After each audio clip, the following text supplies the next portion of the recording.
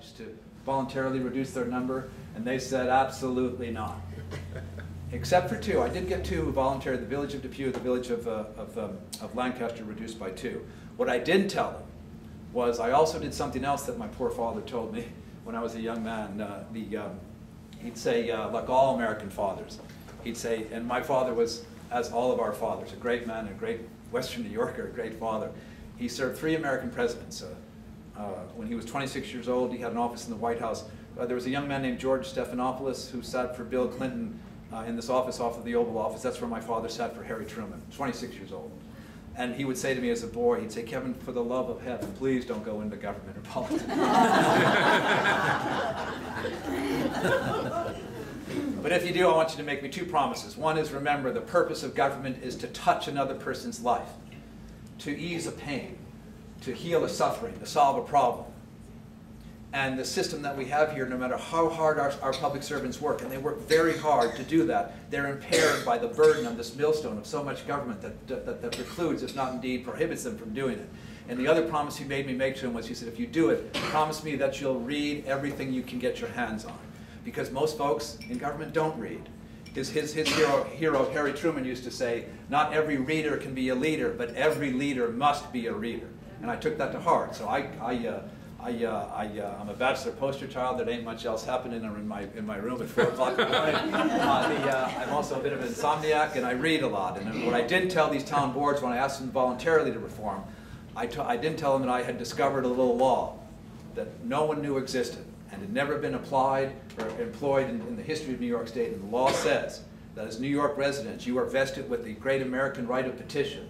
And if you go around and collect enough signatures, you can, even against our public servants' will, force a public vote on whether to reduce the size and cost of local government in every town and village in New York State. And I started last year in the town of West Seneca. I chose that town because it's a quintessential Western New York town. I started a website. We have about 25,000 Erie County residents on it. We divided them by town and village, and it turned out West Seneca had the most. So we circulated the petition there to compel a vote and let people, as Inez said, people, not politicians, not that there's anything wrong, but they're part of the system and the institutional inertia that opposes this, make their own decision. Of course, they took me to court. They said you were crazy, and they said all these unkind things. Sometimes I read about this guy, Kevin Gaughan. He sounds like a badass. But at the end of the day, we succeeded.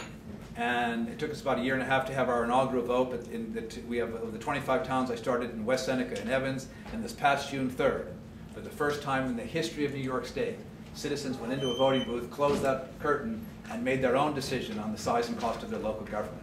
And in each of those jurisdictions, the referendum to downsize passed by close to 80%, which I take a measure of pride. In addition, on that June 3rd, it was a lovely Western New York sunny day, in which folks are not used to coming out and vote. We turned out 35%, almost double the turnout that appeared yesterday for a primary day.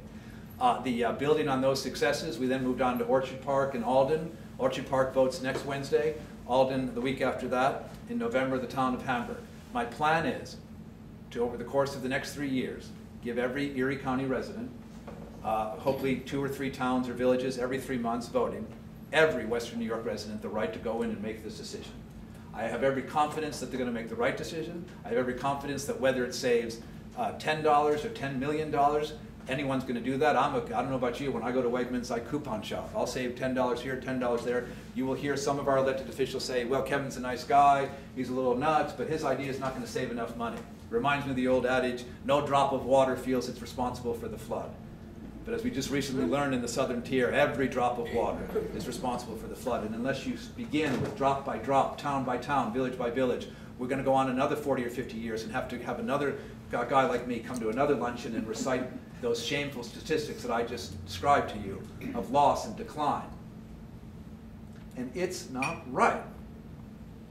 And what I can't figure out is, as all this takes place, and with all due respect, you know, we have wonderful elected officials here, and everyone does the best they can. But I can't understand is, with all this happening, it's so rare to hear a public official stand up and say, my God, what am I going to do? What are we going to do here?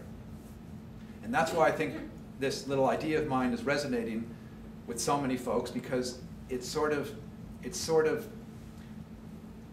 not only addresses the idea of reducing government. But I like to think of my work more in terms of restoring a sense of possibility to Western New Yorkers, a sense that actually we can change, because it's been so long, such a long time in which anything has changed in our community that we have become fearful of it. And that's why some of the elected officials, in good faith, who oppose this, I must say they use the language of fear and the grammar of apprehension, and they raise some of these ideas and arguments against this. But at the end of the day, here's my feeling. The most powerful point of the idea is that people decide. I think it's democratic, I think it's healthy, I think it's magical. And I think it's going to, again, restore some sense in ourselves that we have much more of an equitable stake in this community. If you have any inkling of ever permitting yours truly to come into Chautauqua County and distribute some petitions, you let me know. I'll take a shower, I'll get a good night's rest, and we'll do it together. And believe me, I can tell you that based on the experience working with the magnificent, I talk about myself here, the volunteers we have in this movement, of the 25,000 folks, we have 762 people who every Saturday morning gather in these different towns, 762 volunteers, mostly senior citizens. And I wondered about that, and I couldn't quite figure it out. And one night we were getting signatures in West Seneca when we started, and I was going along with this lovely elderly woman, younger than me, because I'm so old.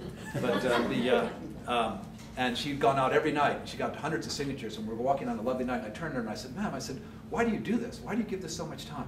And without hesitating, she turned to me and she said, "Because I remember." And the way she said it, I knew exactly what she meant. She meant she remembered when West Seneca had more people, had more high school students, in which the commercial strips were more active, in which there was more vibrant life, and she was working to restore that. And the power of that idea is just magnificent. I hope you'll keep an eye on what we do, the progress we make in Erie County. I hope you'll consider this in Chautauqua County. By way of closing, my father used to always say that any time folks give you the privilege to blah, blah, blah in front of them, you better leave them with one story or one poem or one song. We were talking about a song before that perhaps they've never heard. I can't sing I'd love to do a poem, but I think today I'm going to give you a story. We were talking about Abraham Lincoln and Lyndon Johnson and some other great elected officials whose counterparts are here at this, local counterparts are here at this table. Lincoln's on my mind because of this book. And I'd like to tell you one story that perhaps you've never heard. Tell me if you've heard this, though. I actually never knew this until about 10 years ago. I played a small role in saving the western terminus of the Erie Canal in the city of Buffalo underneath the Skyway, the place through which more Americans passed in the course of creating America than in Ellis Island. Did you know that? A uniquely Buffalo story, a great story. And they were going to bury it, but we succeeded in doing that. And part of the reason was we sort of put together a conference of canal historians and waterfront experts, and I had this idea for a conference, and I went around the country finding speakers, and I desperately wanted to get a woman named Carol Sheriff, who's a professor at the University of William and Mary in Williamsburg, Virginia, the lovely, and she wrote a great book called The Artificial River, which is one of the great histories of the Erie Canal. And those academics, they sit in those narrow carrels, and they're surrounded by books, and it was hot as hell. And I was saying to her, "You've got to come, you have to speak." And she said she had this lame excuse, she was pregnant or something. And so I'm trying to think of how I can keep the conversation going and how I can talk this woman into coming. And finally she turned to me and she said, "Well, you know, I will say you that, you know, when I did the research for my book and I spent 2 months in Buffalo, what a place. I fell in love, what lovely people." And she said, "You must be so proud of your harbor wall." And I said, "Oh yeah, we're very proud of our harbor wall." And she said, "You don't know the story of your harbor wall, do you?" And I said, "No, ma'am." And she told me the story. About halfway through the American Civil War, the greatest slaughter of young life in the history of humankind, even the most ardent Union supporters and abolitionists throughout the North, folks in communities like our own, they got to the point where they just couldn't take it anymore. Their boys were disappearing. So states like Indiana and Massachusetts and New York would send delegations to go see Lincoln in the White House, and they went down to see him, and they walked into his office and said, "Hey, look, you got to stop. We can't take this anymore. We are not giving you any more boys. End it now." And Lincoln, in my opinion, affirmation that God exists in his wisdom, he got ticked off. He would turn to them and say, "Now you just hold on here a moment." You are the people who put me up to this. This is the right idea. We're going to see this through. Not only are you going to continue to send me more boys, you're going to send boys, you're going to send me more boys. And then after they left, he turned to a military aide, Lincoln. This is all in Carroll's book. And he said, hey, listen, in that very Lincolnian, wonderful, compassionate way. He said, listen, do me a favor, do a little research. Find out which American communities have given us the most boys and which communities have lost the most boys in proportion to their population. Western New York was number 2 on that list. Number 2. So in response, he said, go up there and find out what we can do for them. The harbor wall that runs along the inner and outer harbor of the city of Buffalo, and you look at it all the time when you go over the Skyway and the like, was a gift from Abraham Lincoln.